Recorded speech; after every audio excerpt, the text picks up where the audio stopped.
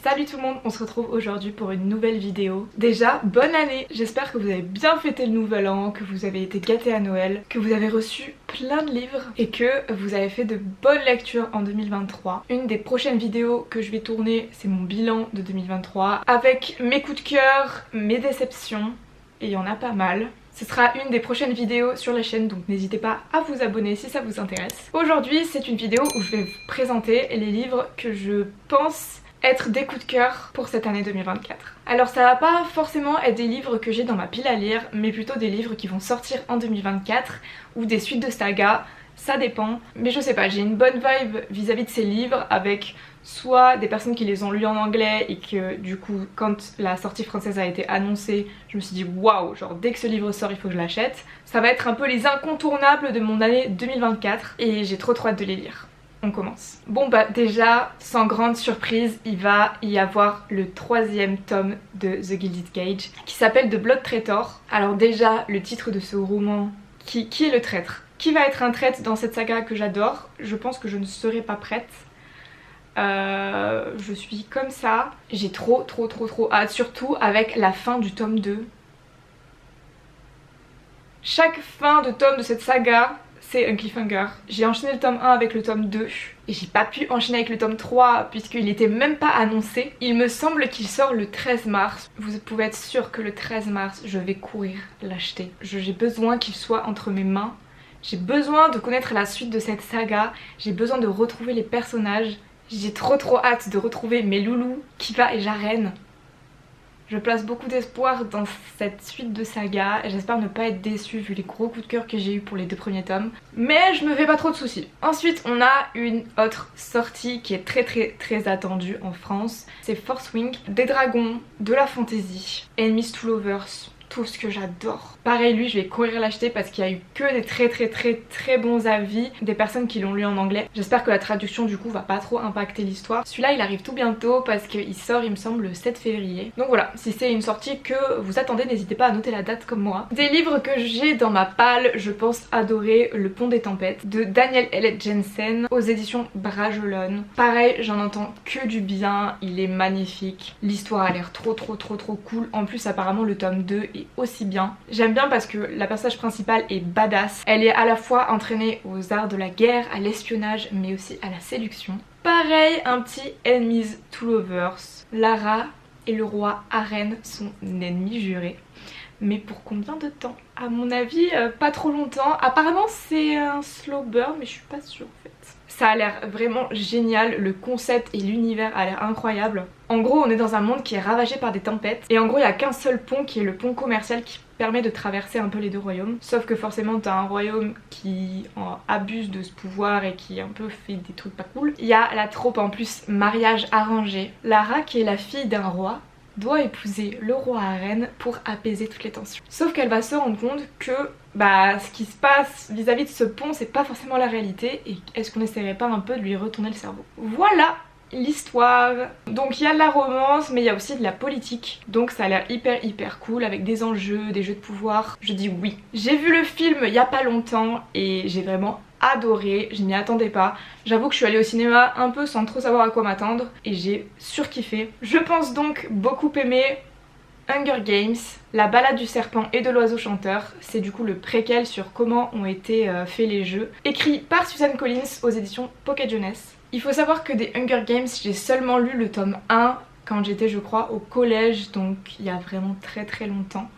Mais j'ai comme ambition de me relire la saga pour pouvoir du coup enchaîner avec ce tome là. En fait je suis vraiment super intriguée par les pensées de Snow. Je sais que c'est quand même assez différent du film où le film c'est vachement romantisé et idéalisé alors que dans le livre Snow c'est vraiment pas un personnage sur lequel on a un crush. Mais justement en fait c'est ça qui me rend curieuse parce que Snow c'est vraiment un personnage horrible et qui a l'air un peu dérangé psychologiquement.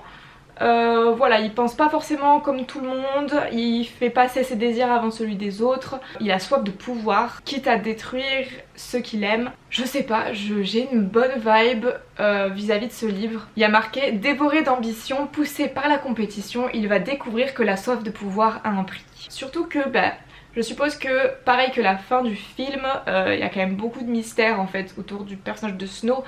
et de son histoire surtout à la fin. Et j'ai trop hâte. Contrairement à ce que je pensais, en fait c'est pas une histoire sur la création en elle-même des jeux, mais sur comment ça a évolué de pire en pire au fur et à mesure des années à cause de Snow et de ses idées vraiment farfelues. Enfin voilà, je pense que je vais beaucoup aimer. Ensuite on a encore une suite de saga, il s'agit du tome 3 de la saga d'Oren, c'est-à-dire Glim. Je suis partie en voyage pendant les fêtes de Noël là, donc j'ai eu beaucoup d'heures d'avion. Et sur un coup de tête, j'ai commencé à lire Guild. J'avais entendu pas mal de retours comme quoi le début de Guild était vraiment hard et trash.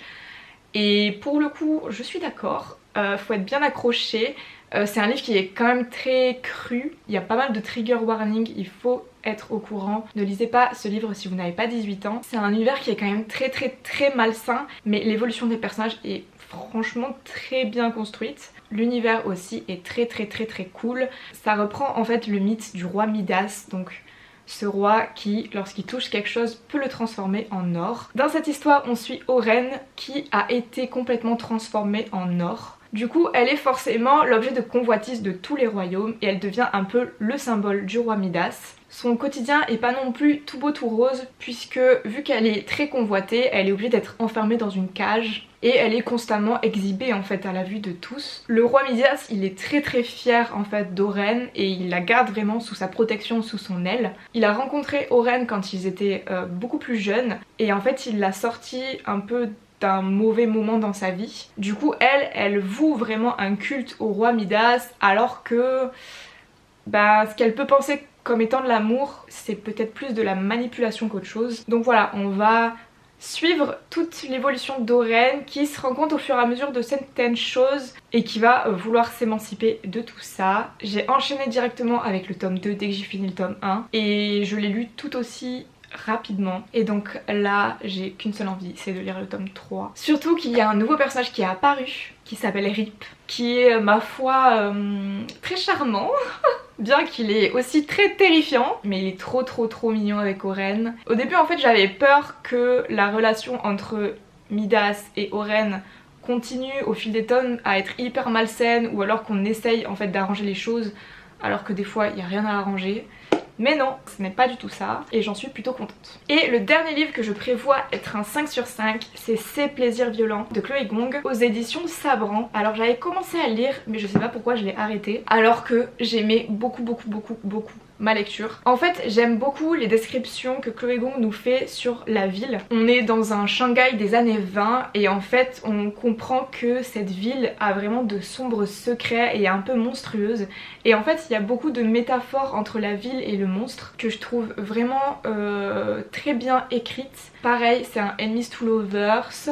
On comprend très vite que entre les deux personnages il y a un passif. Ils ont été quelque chose tous les deux, on sait pas trop quoi, on sait pas si c'est plus que de l'amitié ou non, mais que quelqu'un, un des deux, a fait quelque chose d'horrible qui a vraiment tout détruit et maintenant ils sont ennemis. Et franchement j'adore. Vraiment j'adore. Ça parle de rivalité, ça parle de vengeance. Il va y avoir un monstre qui va faire son apparition et qui va diffuser une maladie mortelle.